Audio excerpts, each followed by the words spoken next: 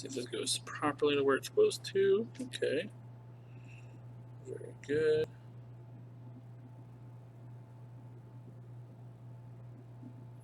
Get ready.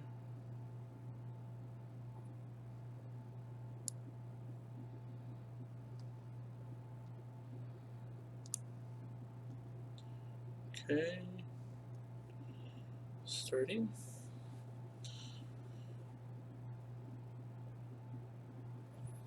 Okay. That's live.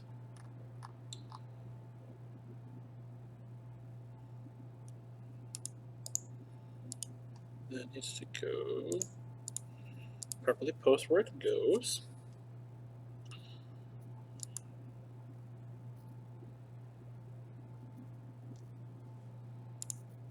Okay. We're getting there, we're getting there.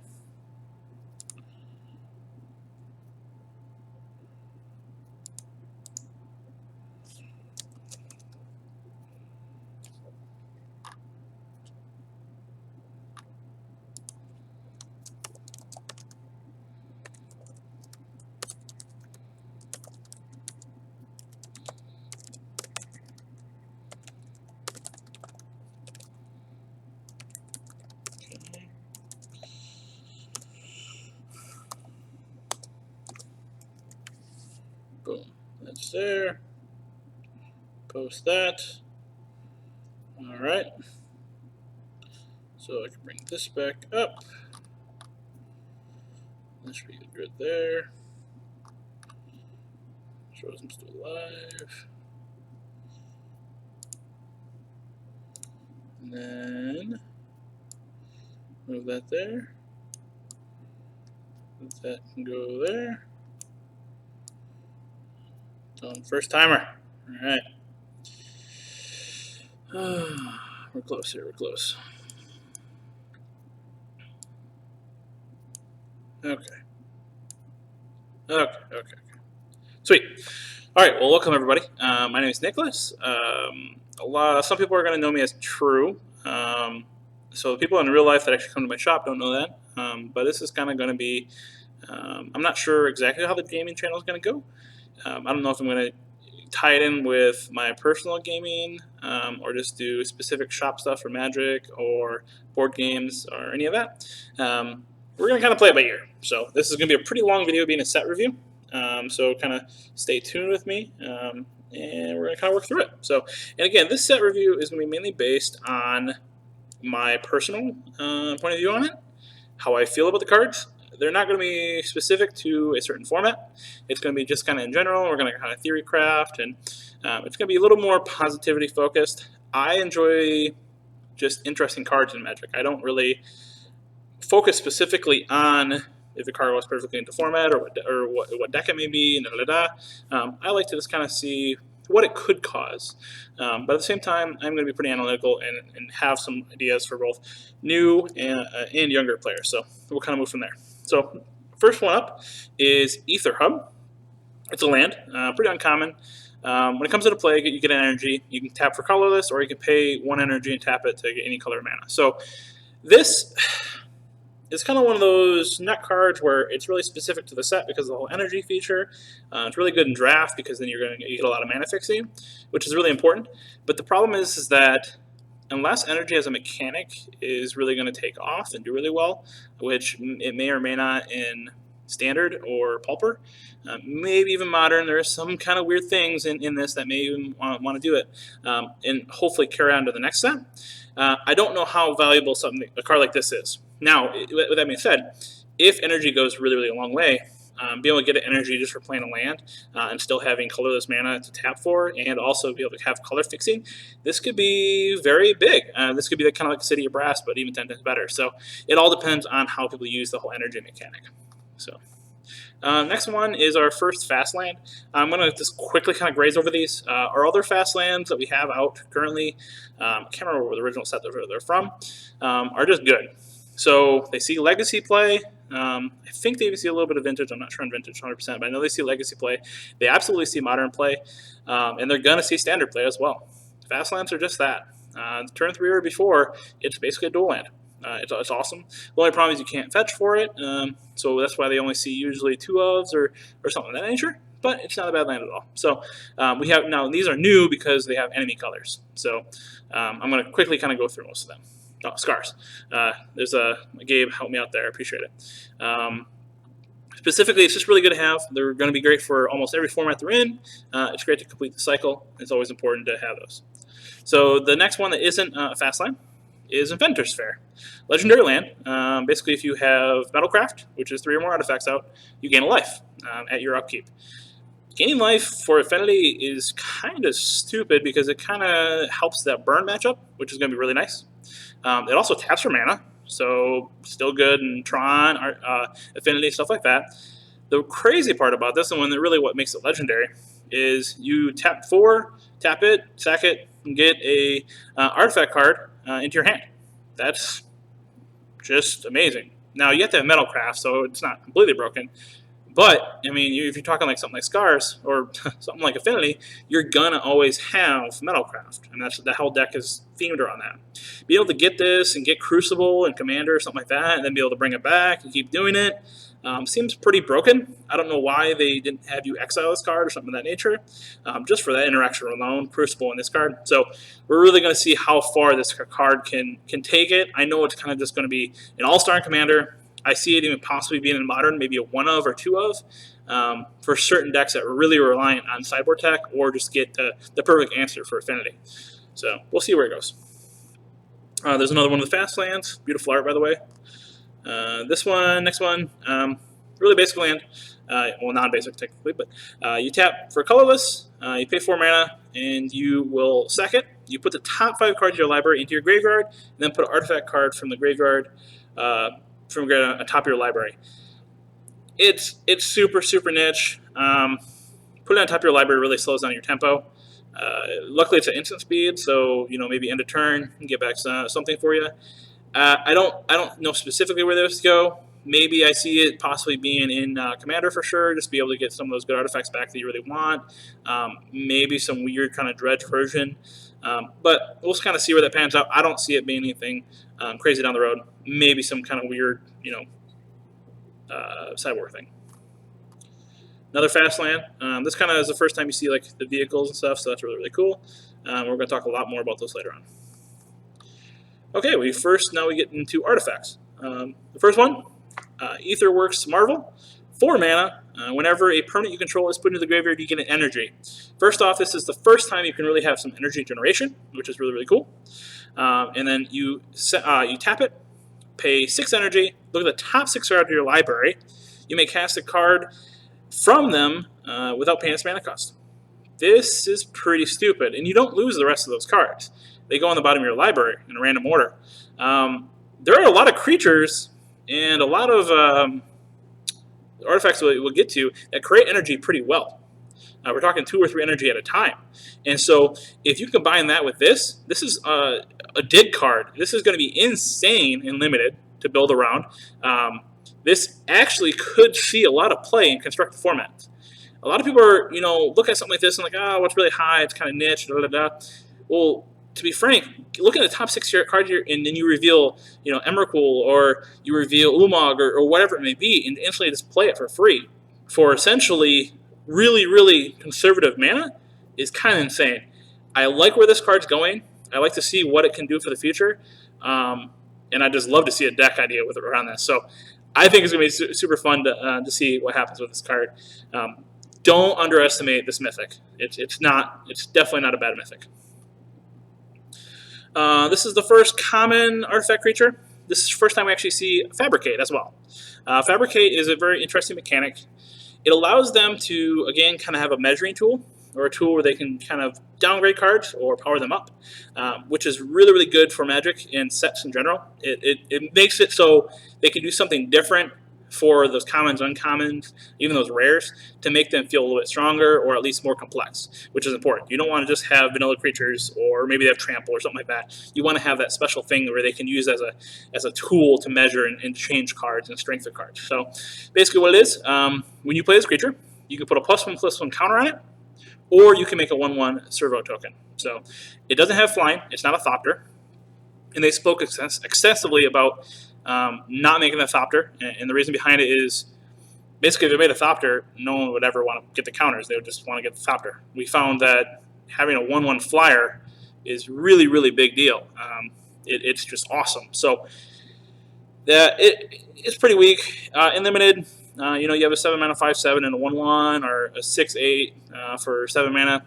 This is going to be a pretty late card. It's not the worst thing in the world because you can put it in any deck, but constructed, absolutely not. So, this is the first vehicle, and this one's been nicknamed a lot of things. I think Snowpiercer from a movie from, I think, 2 years ago. Some people call it the Pain Train, all kinds of weird things like that. It's the first time we see specifically vehicles in the mechanic Crew. So this is 5 mana, 8/6, Menace.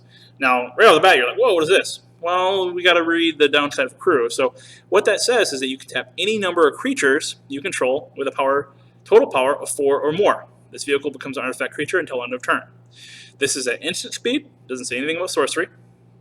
And also, you can tap more than just 4, so you can go above and beyond.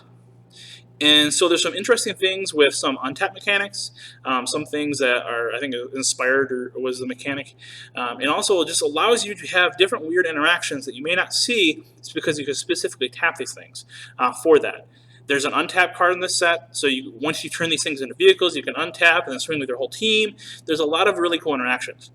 The other thing also is once these become artifact creatures, you then can tap them for another vehicle. So you can have like a Voltron effect where my car is now piloting my train and so on and so forth. So this one specifically is going to be an all-star. This is at a common, so you're going to see a lot of these in field and draft. And I'll tell you right now, if this hits the board and they have any way of making a decent amount of creatures or have our creatures already on the board, you're going to be feeling 8 damage coming towards you. It's going to be pretty intense. So I'm excited to see exactly how hardcore the Pain Train can really mess up in a limited atmosphere and possibly even constructed. It may just be. There are some better vehicles than this one that are a little more cheaper and a little more pushed, in my opinion.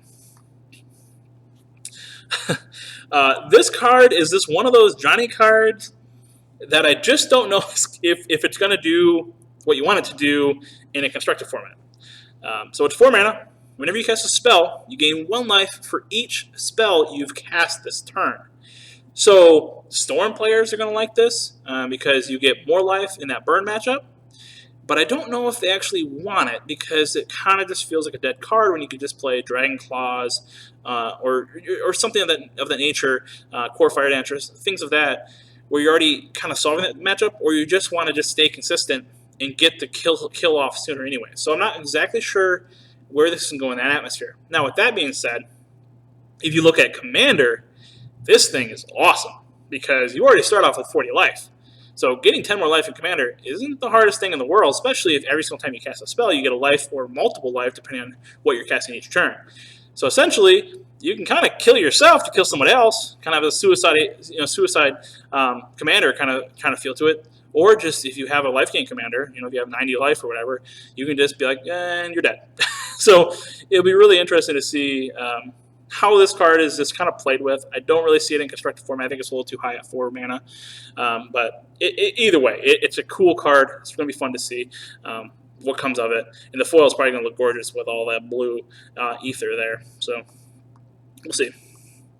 All right. Let's see. 1 mana. Animation Module.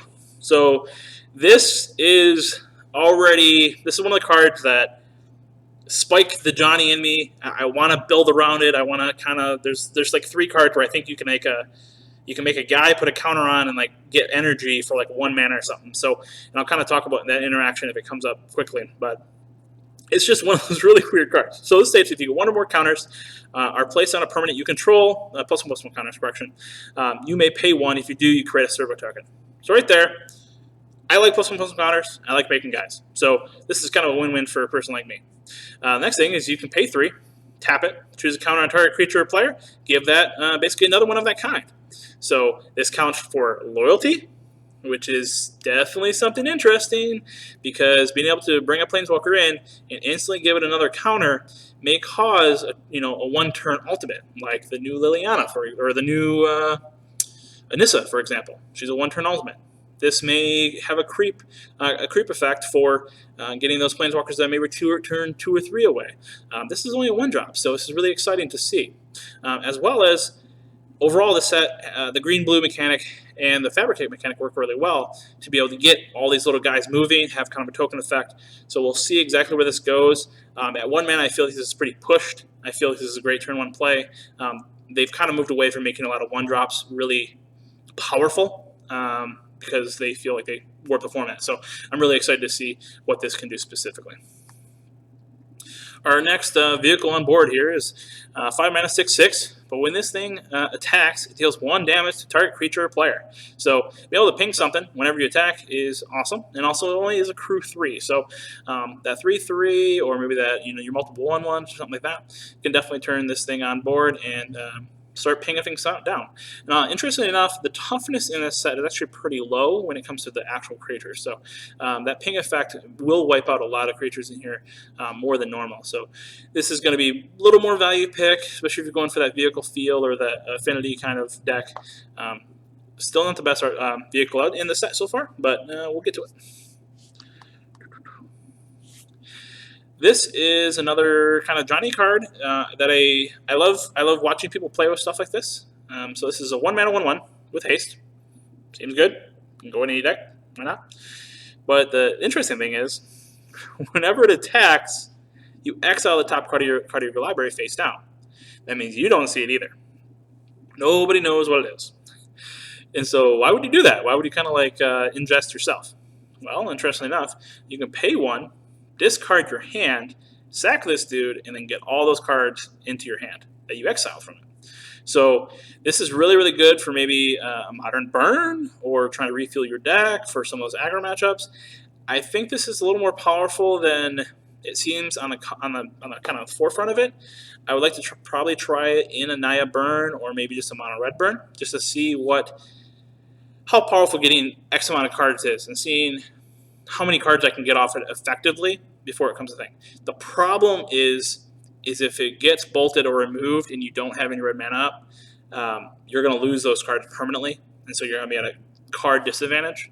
So there is a little bit of that, but I do see this having constructed implications for sure. So in limited, 1 mana 1/1 with haste, not bad. Now getting a whole bunch of cards, especially when it's kind of a stalled board state, can be really, really interesting. There isn't as much removal in this set, so a guy like this may do actually pretty well, and also will just get that early damage when people are land go kind of scenario. So very interesting.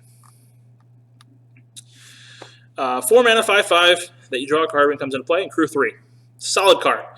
A 5/5 for 4 that you draw a card, even though you have to turn it on line with crew. Basically, you're paying 4 mana to get a card, and also have the upside of possibly having a 4/4 to be able to do what you need to do. Not the best thing in the world, but as a vehicle, this is the best one that at least if you top deck, you're replacing it. So that's not the worst case scenario. I like that a lot. Alrighty. We got an elephant in the set. Pretty awesome. I enjoy those. This is a 5 mana 4/5 that can have Vigilance till end of turn if you pay 1 white. Awesome card. 5 mana 4/5s. Really, really good. It'd be able to get Vigilance for 1 mana. Pretty all-star. Goes in any deck, colorless. I think it's a lot higher pick in draft and limited as a whole than people are going to give it. So really excited to see these. They're not a bad pick at all. It's kind of that 8th to 12th pick kind of scenario. So this is our first puzzle knot. There's a whole cycle of these, so 1 for each color. They all do something a little bit different. I actually like these a lot at 2 mana.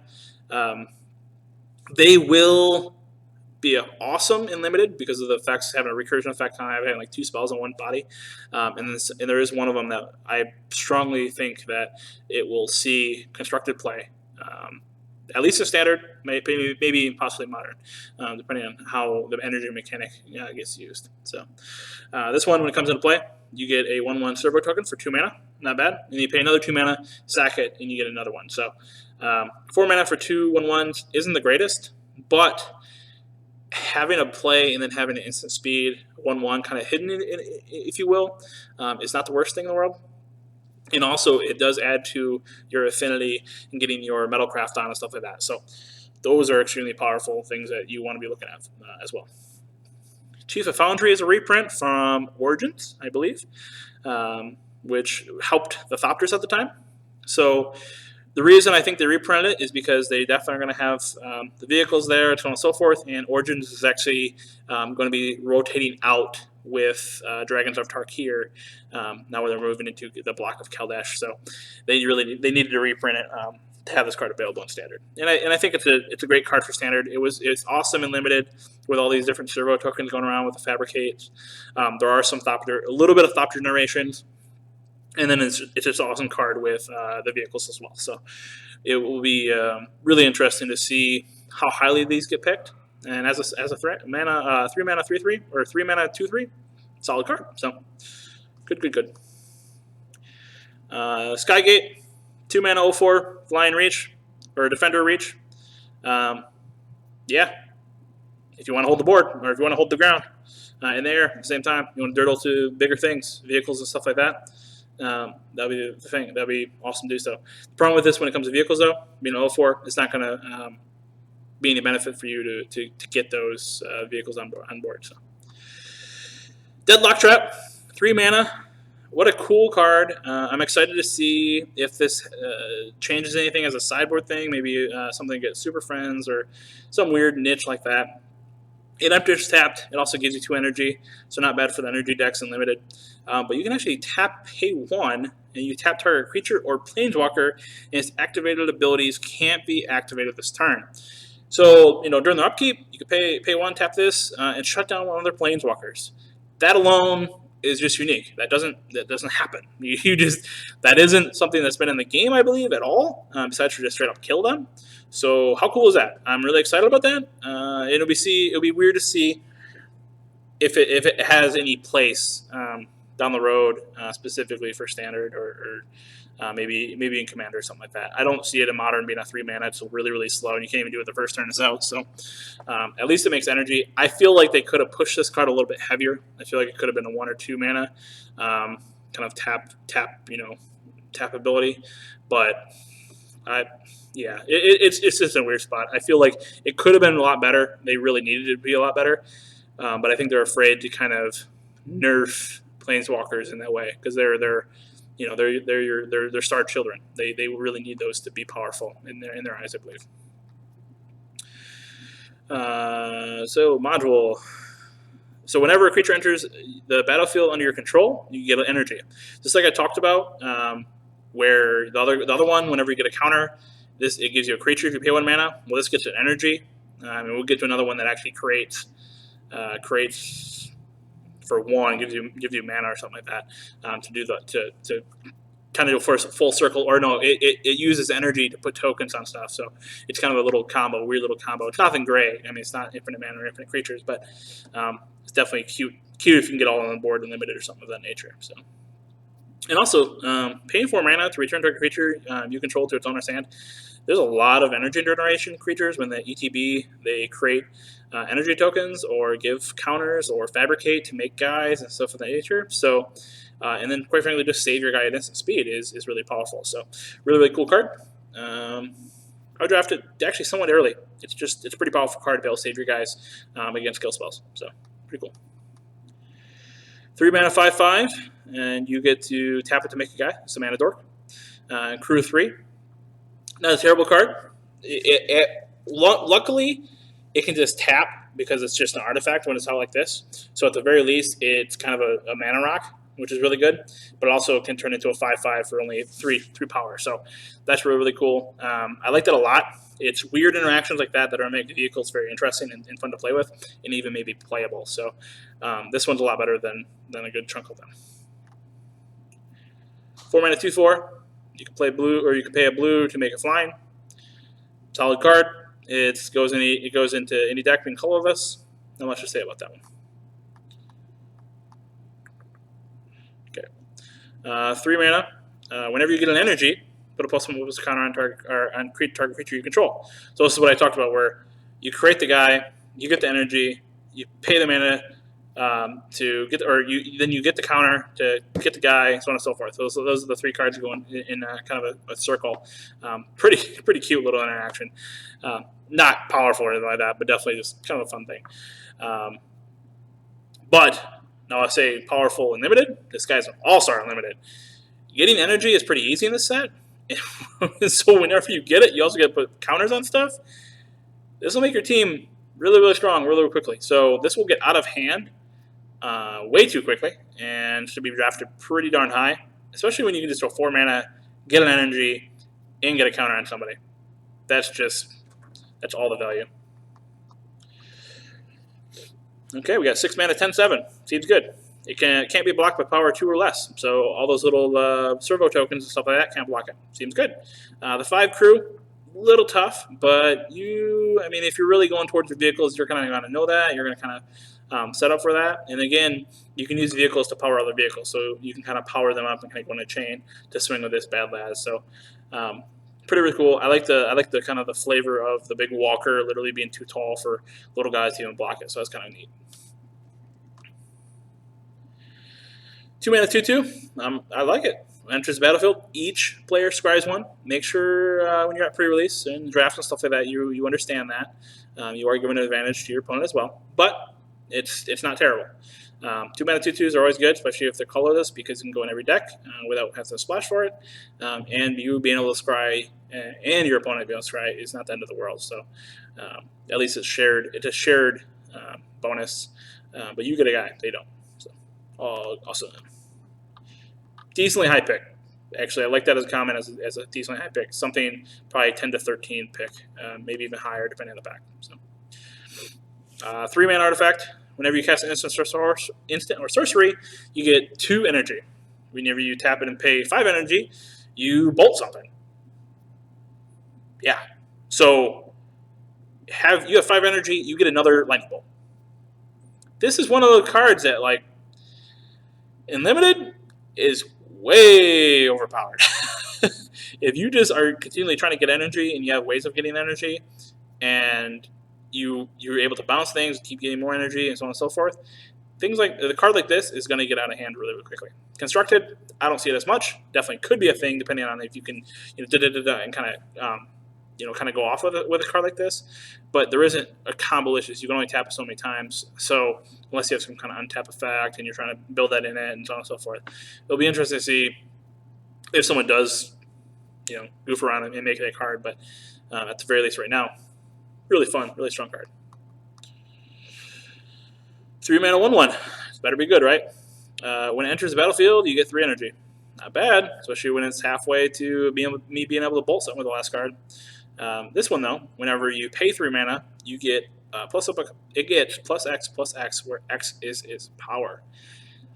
That's a really weird ability on a 1/1 that doesn't have any other way of really gaining that. Now, you can pay it multiple times. You can, if you have 6 energy, you can make it a 2/2 and then make it a 4/4, and you can do that. You can also put some counters on it, with that other artifact that we showed. So you play this, you put some counter on it. Okay, you got extra energy. You swing, you got a 4/4. You can be cute with it. It is at instant speed, and you can use it multiple times, but don't overvalue a card like this because it's so stupidly dependent on having the energy, and it's a really high energy cost. If this was maybe 2 energy, and it got 3 energy, and it was maybe cost 2 energy to do it, I could see this being really, really, really good and actually really effective.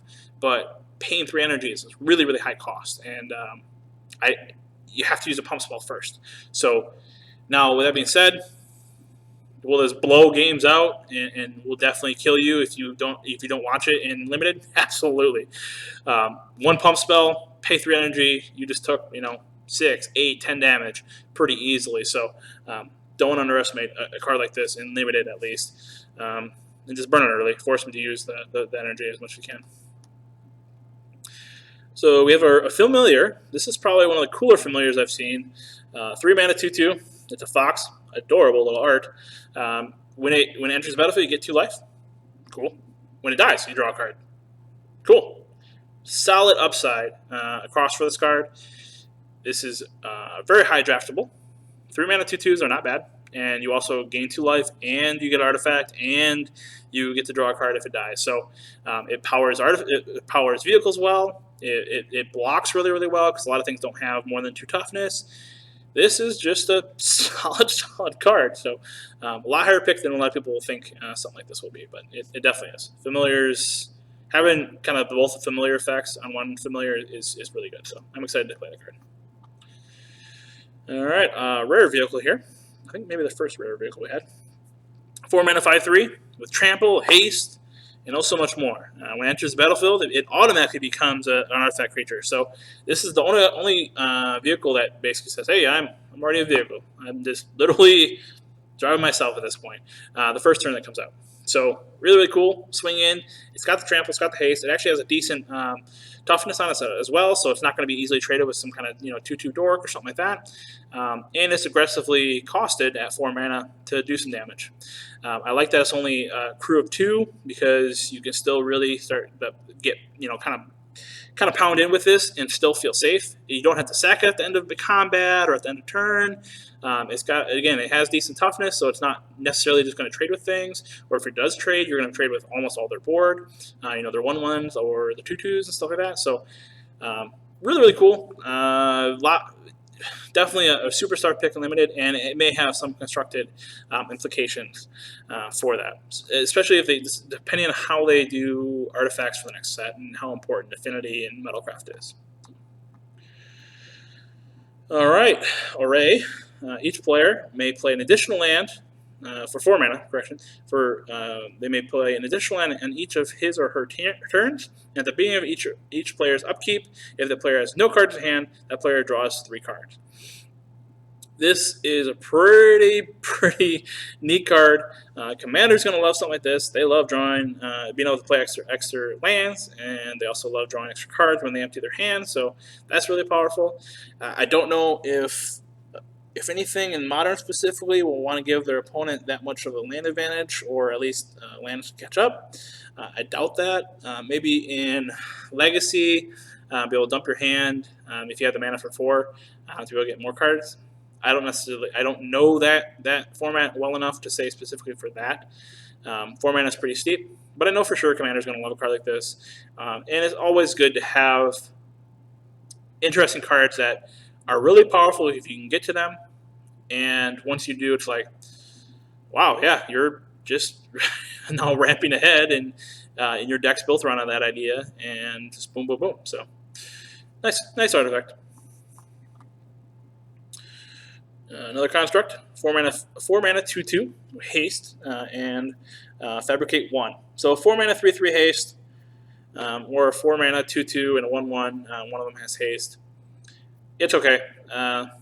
Let it pass by. It's not the worst thing on turn 4. I know we saw from the last set the werewolf, or not last set, but from Eldritch Moon, I believe it was, the werewolf that made it so, or the vampire that made it so you couldn't block and it was able to swing in. It was like a 3/2. Having 4 mana haste creatures that are decently sized is not the worst thing in the world, because a lot of times the race is coming down, they're swinging alpha, you're swinging alpha. It can surprise with a lot of damage that way. Our next puzzle knot, this is the blue one. You scry 2 and you get 2 energy when it comes into play. You pay 2, or you pay 2 in a blue and you sack it, and you get to scry 2 again and get 2 more energy. So, not a terrible card. It's pretty underwhelming. I would have liked them to actually probably draw a card. They'd probably draw a card and be able to do the same thing, or maybe scry and draw a card. Maybe it would have been a little powerful, but I don't know. 2 energy and scry 2 is awesome and limited, but I don't see it getting constructed playable. So especially if it has stack stuff. 3 mana 3/2 that is basically a lord, makes artifact spells cost 1 less. Awesome. This card's gonna be stupid and limited. All these different vehicles and stuff. You're going to play this guy, and then he's basically having like an extra land drop, and you're going to ramp ahead, and you can get some serious advantage. You get this with Chief of Foundry. It's going to get really fun, really fast, and you'll be able to do a lot of work with it. So,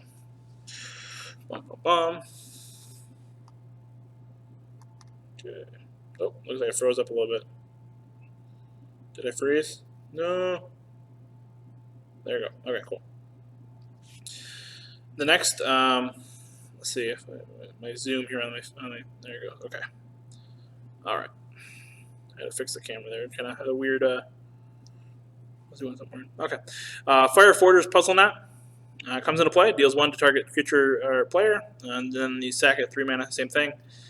Really wish it would have done 2. Definitely would have been a lot better. It's not bad unlimited, be able to kill things, but it really could have been a lot stronger. Key to the City, 2 mana, tap, discard a card, and then up to 1 card creature can't be blocked this turn. Giving something unblockable is a lot more powerful than people ever estimate it to be, especially if you have a fatty like a 3-3 or 4/4 in those vehicles and stuff like that. Giving it unblockable can end the game. You play this, tap, discard, boom, and instantly you win. So that's just awesome. I really enjoy a card like that. Second ability, when it comes into play, when it becomes untapped, correction, you may pay 2 if you do draw a card. That's awesome. I love being able to get an extra card each turn limited, and actually may have some constructed implements. I know I would want to play something like this in Commander. Again, be able to give something unblockable is really cool. And then there is a lot of madness effects right now, so this may be something for a dredge or something of that nature that wants to get in, and then be able to dredge off more stuff by that card draw effect. So it may see something of nature. You know, it really could. I'm not saying it will, but it definitely could. The black Puzzle Knot, you draw a card and you lose 1 life. So the black one, not the blue one. The blue one you use to scry and get some energy. The black one gives you a card and you only lose a life. That's awesome. Paying 3 mana, do it again. That's a little steep for 3 mana, but 2 mana to draw a card and lose a life, not terrible. So card advantage, really, really good if you're in black, especially in limited. Definitely want to be drafting those. All right, 1 mana equipment. A quick creature gets +1/+1, or +1/+2, correction. And then if it's an artifacer, if an artifacer enters play, you can automatically equip it. And equipped is only 2. A lot of creatures in this are actually artificers. Quite a few. We'll get to them once we get to the actual colored cards. And so something like this is really, really it's kind of sneaky powerful and a little bit better than your average equipment, because turn 1 this, turn 2 into your 2 mana artifacer. Especially, I think there's a haste one. You know, you're swinging for 3. I think he's a 2/3 or something like that, or 2/1. Boom, boom, boom. Really, really powerful. I like effects like this. So again, it's still equipment. It still has a downside. You still have to have creatures, so on and so forth. But it saves itself because it has auto equipped on it. So that could be enough to save it and be an all-star unlimited. All right, 5 mana 3/3. When it enters play, it gets 3 energy. Again, that energy deck's going to love a card like this. You may pay 1. It gains one of these: flying, vigilance, or lifelink until end turn. You can do that multiple times, so you can do flying and lifelink. This is a really, really strong rare for limited, because you can also go up and down with the actual toughness and power with it for energy as well. Something like this where you play 5 mana, next turn you're like, hey, I've got some extra energy. I'm going to do flying and lifelink, get some life back, get the damage in, or do all 3 because you can, and then you have a blocker there. It's when you have options on a creature that are effectively a really low cost because you already get the 3 energy. So by itself, it can use 3 different abilities, all at instant speed. All of them are pretty decent. This becomes a powerful card. I like this a lot. I really hope to see a lot more interesting cards like this in the sets moving forward. Then the big boys here. 11 mana, 10/10. Now, he has essentially kind of affinity, kind of a weird affinity, because it's non-artifact creature or non-creature artifacts. So those vehicles, as they're sitting there, count towards this. All those different puzzle knots count towards this. So that's really, really cool. And I like that feeling of this card. And this card, again, can kind of come out of nowhere because you can effectively, have a couple puzzle knots, have a couple vehicles out, and boom, this guy is a 6 or 7 drop, 10/10. That's pretty darn serious. Also, you can just sacrifice any 2 artifacts to bring it back from the graveyard to your hand. So pretty neat. Has some great recursion to it. It is kind of the big rare, you know what I mean? The big boy rare. So is it constructed playable? No. I really don't see it because it can easily be paths and stuff like that. And it takes still way too much mana, even if you do have all the Mox Opals and all the shenanigans out there. The whole non-creature artifacts limitation is really what hurts this card. If it was just artifacts, this would be awesome. People would be writing articles about it, like what it can do and affinity and all this stuff. So, but it's not that. We got 2 mana, 2/1. That can go in the deck. You pay a green. It gives it Death Touch. Death Touch creature or cheap, effective Death Touch creatures are good. Nothing about it. Simple. Good. 4 mana vehicle, 6/1. Trample Haste again. This one's even better though because it only has Crew 1. So again, this can be really interesting. It doesn't make itself a creature right off the bat, so that's kind of the downside for it. But being able to Crew 1, you can turn one of those turbo tokens into a pilot and get after it. So I like this one a lot. If you pair it up with one of the pilots that gives it first strike, this thing is going to be a powerhouse and limited. So. All right, here's one of the cards that everybody wants to talk about. And if you haven't heard about it yet, you're going to be like, what does that actually do? And then you start thinking about it. And then it just gets more and more dumb as you talk about it. So, now, I think it's Panharmicon. We're going to go with that. 4 mana, artifact. If an artifact or a creature entering the battlefield causes a triggered ability of a permanent you control to trigger, that ability triggers an additional time. It is just crazy when you have combos and cards that you have to work for that double effects. Okay, we've seen it with like Pyromancer's Goggles being able to double spells. There's whole decks that are always constantly built around doubling ETB effects. This card just does it by itself permanently. It will have a really cool effect. I see this in Standard. I guarantee someone's going to be playing it. I don't know if it's going to be good or not, but it definitely will be played.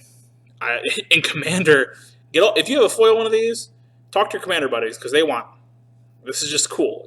Commander's all about ETBs, and this guy wants to do it. Modern, I guarantee people are brewing stuff for Modern for it. It has serious implications that are going to go beyond the game or beyond formats to see how you can break it in what ways.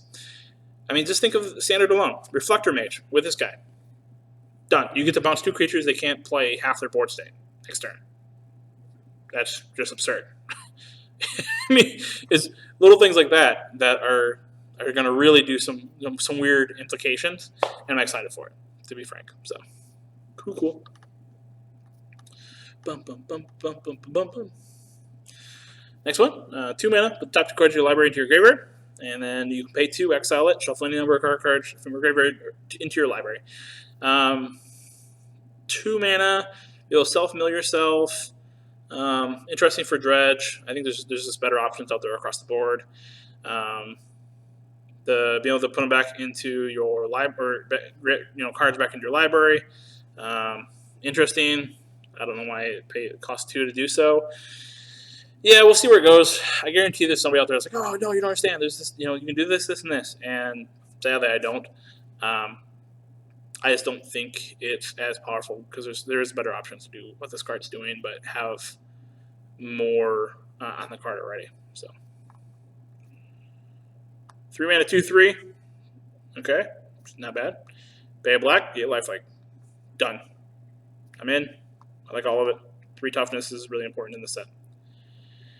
2 mana, draw a card. Seems good. You pay 1 to add any color to your library or to your mana pool. So it's a filter. It's kind of a filter land to fix all your mana. That's awesome. That's an awesome card in limited.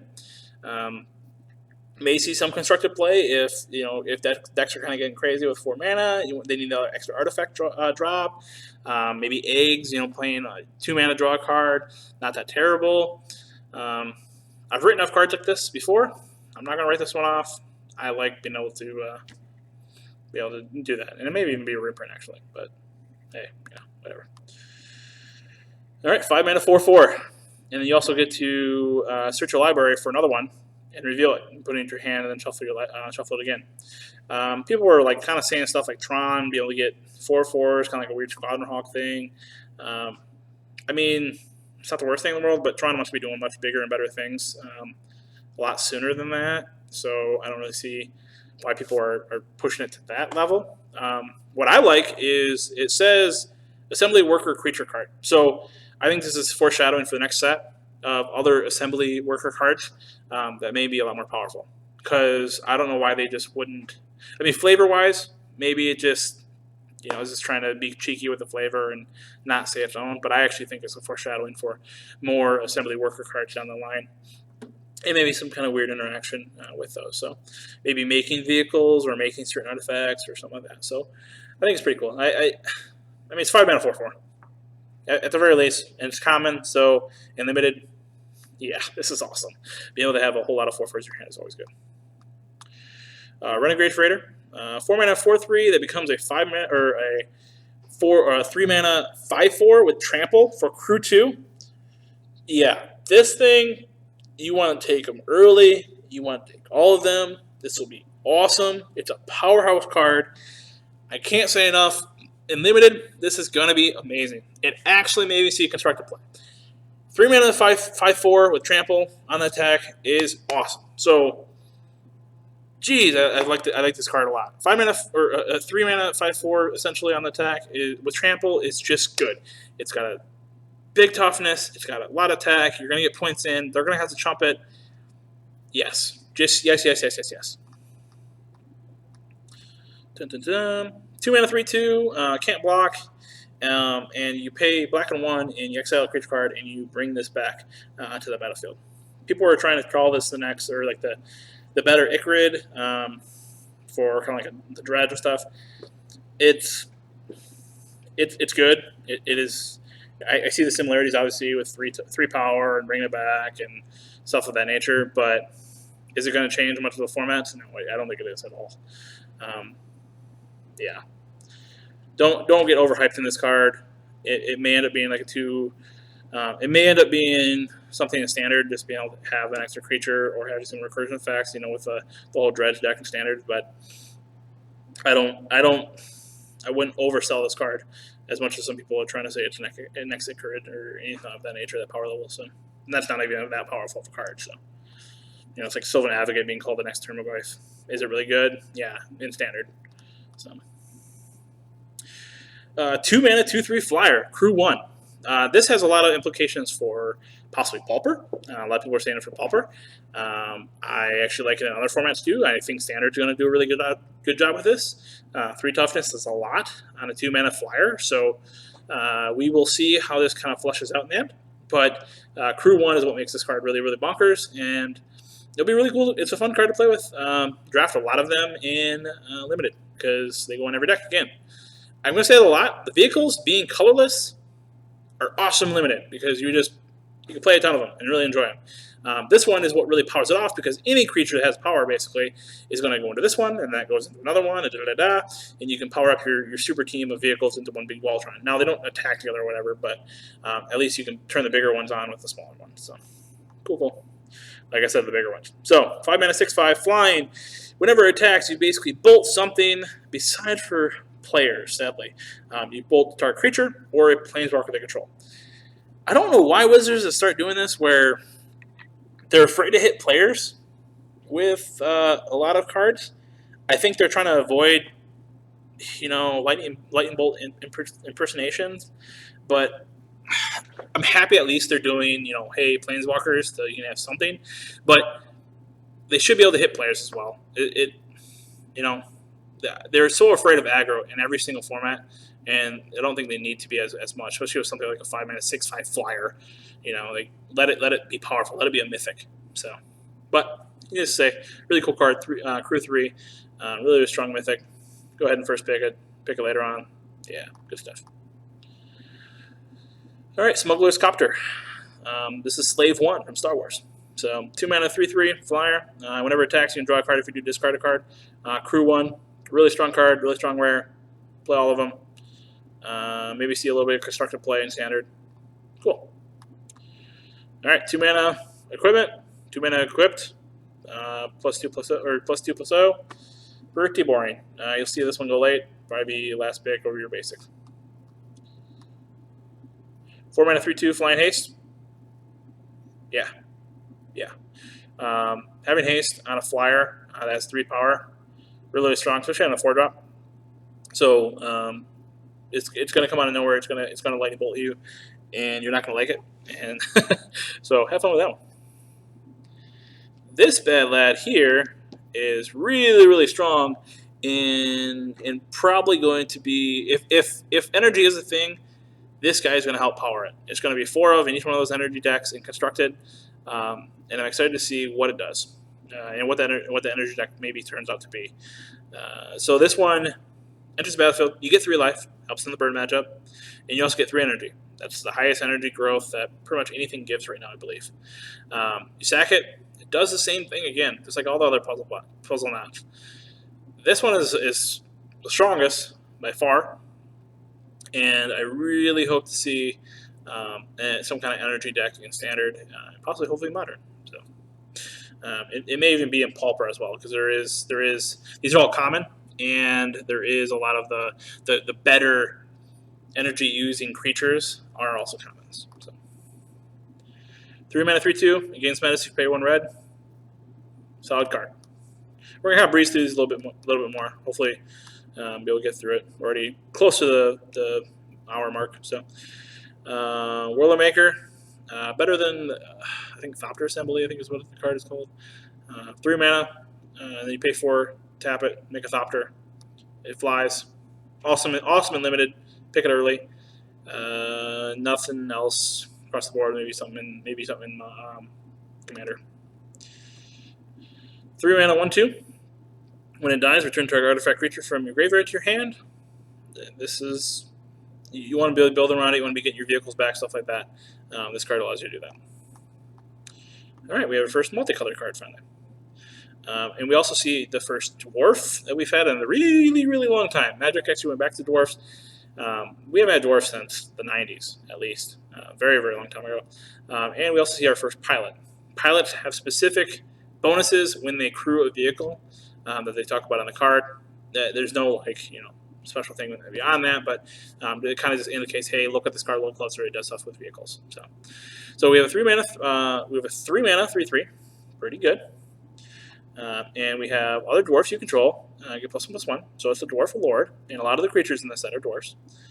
Each vehicle you control gets +1/+1 as long as it's a creature. So kind of a vehicle lord as well. And then whenever it pilots a vehicle, correction.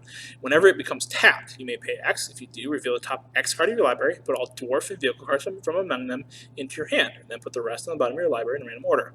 So this digs for other dwarfs and other vehicles. That's a pretty powerful effect. She's going to be a pretty interesting card once she hits the board. I'm excited to see how powerful she actually works with vehicles. Giving them all those bonuses and stuff like that is really cool, and be able to dig for more is awesome. So I just don't know if you're going to be able to get enough vehicles in limited, at least draft-wise, because they're going to be so fought over, that she's going to become extremely relevant. But we can only hope. So Simic, which is my favorite color combination, we have Fly and Trample, and then whenever this guy deals combat damage to a player, you get that mini energy. So pretty neat. I like 3 mana 2/3 flyer with trample. It's actually pretty solid. This card by alone is just awesome, and also gets you energy if you're actually able to get in there. So through and through, really solid card, and I'm excited for it. Ooh. So really fun. I'm excited to see exactly how far down the rabbit hole this thing can go. So let's see. We have our first Planeswalker from the set. And we have, I think, 6 Planeswalkers from the set, so we actually have a lot to do. So, really cool. Let me try to text my wife real quick. Sorry about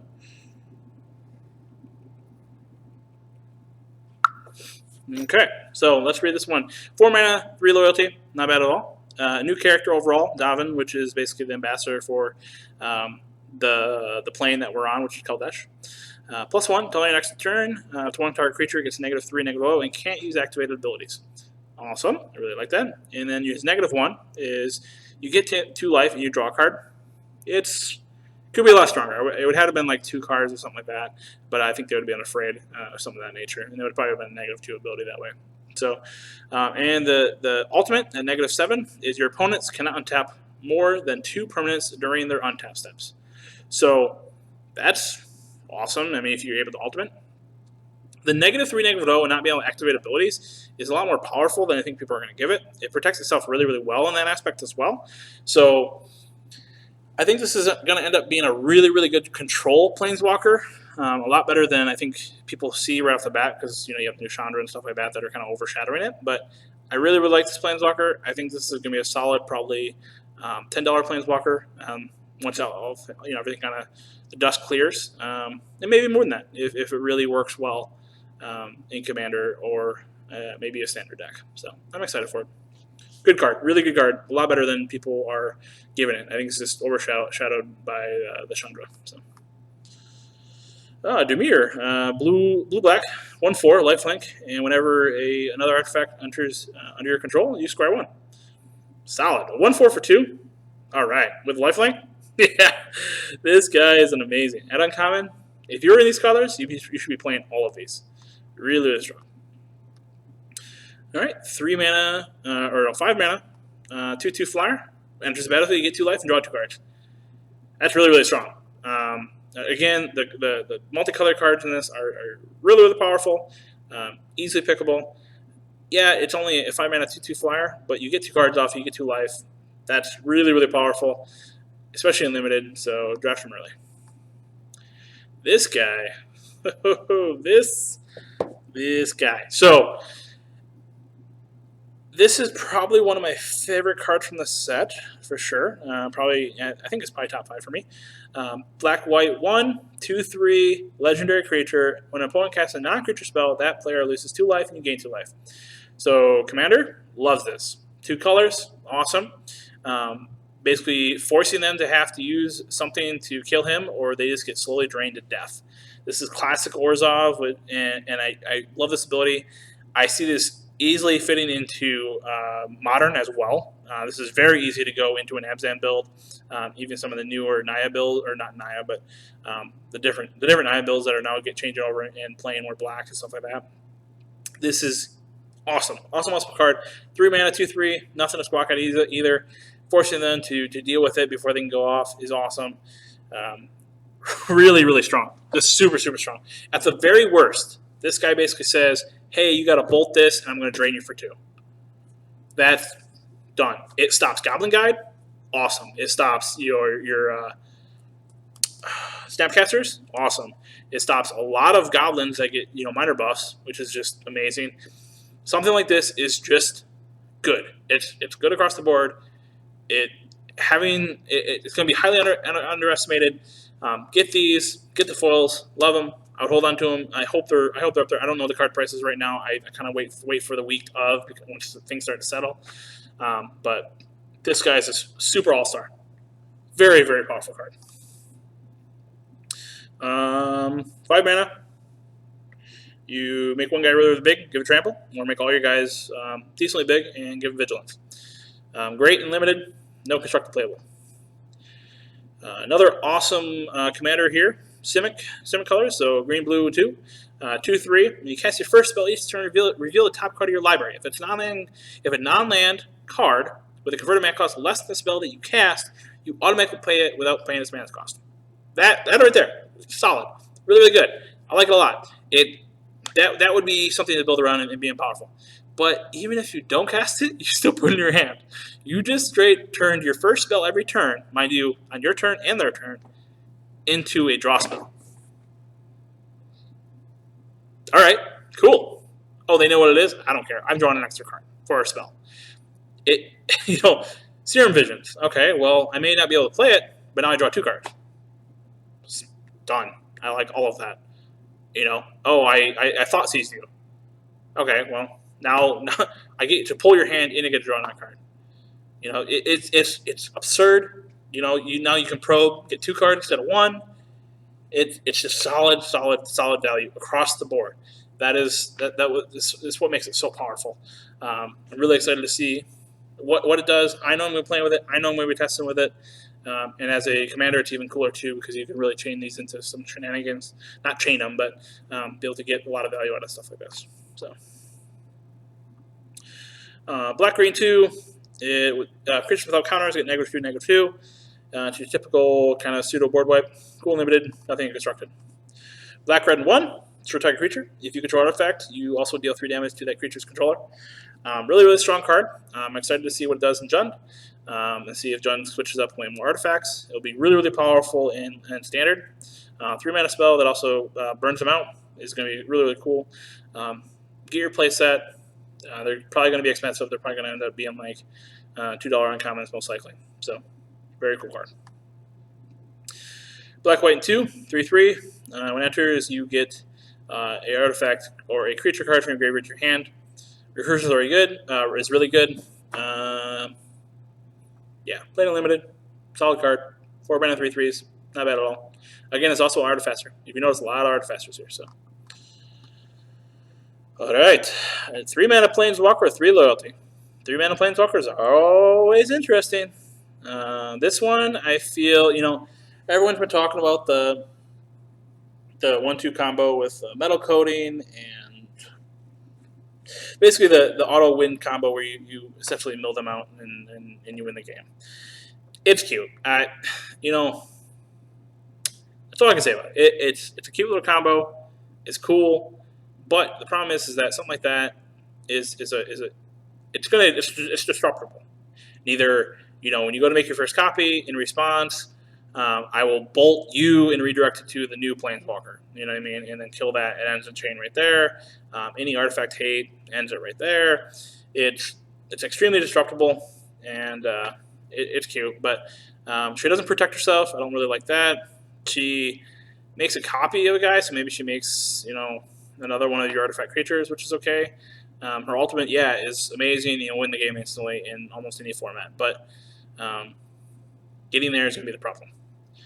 It's a 4-turn clock that she doesn't protect herself with at all. It's not even drawing a card. It's just scry.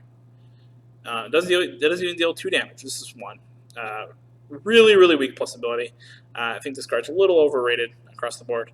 So, no, Super Friends Commander and stuff like that, this would be really cool because making more artifacts of what you already have is really powerful. But constructed, no. So, all right, is it 1, 2, 3? He gives you 3 energy, and you could pay 3 to get a Thopter. So this will probably be some kind of stupid combo eventually, right? This will be some infinite combo where bounce this because you brought this into play or whatever it may be. I'm excited for it either way. I like being able to make Thopters at instant speed for 3 energy. This is an energy deck. This is absurd. Play all of them. Have fun with it. All right, red white is a 3/1 dwarf pilot. He enters, you scry 2, and whatever vehicle he crews, he gets +1/+1. So solid card. I like all of it. 3 power is really relevant. Almost everything is 3 crew or less. So that's exactly what you want for 2 mana. Growl, which is green-red, 3/2. He enters with 2 energy. Whenever he attacks, you pay an energy, and if you do, he gets +1/+1 trample. So it's a 2 mana 4/3 that can give itself trampled twice. I mean, that's just really, really good. You start putting counters on this guy and stuff like that, he's going to get out of hand. If you're in the color combination, this is kind of like your all-star uncommon for sure. All right, so I think I'm going to end with artifacts and multicolor cards. Nice solid hour block, and now I kind of know what I'm doing. And I can get comments from you guys to see what I can do better for tomorrow. I'm going to kind of watch the video and stuff like that. So I'm going to end it right here. Thank you so much for watching, for what you did. If you're watching after the live stream, thank you so much for that as well. We're going to try to do as much of this as I can. I'm going to try to improve this. I'm also going to start having content for more than just set reviews, but also maybe product reviews and maybe deck lists for certain nights and stuff like that. Still trying to get back into it, and also going to start doing video game related stuff, specifically probably Blizzard games first, and moving into other games after that, just based on what I'm kind of playing at the time. So I'm excited. I hope you guys are too. Let me know in the comments below about specifically what I can do to improve. when it comes to performance of maybe the stream or the camera or the mic or whatever it may be. I know I'm going to get used to looking at the camera again, and I got to get used to speaking with more pronunciation. So those are things I want to fix personally, but yeah, we'll work on it. So it'll be good. We will see you sooner than later. All right, thanks so much. Bye.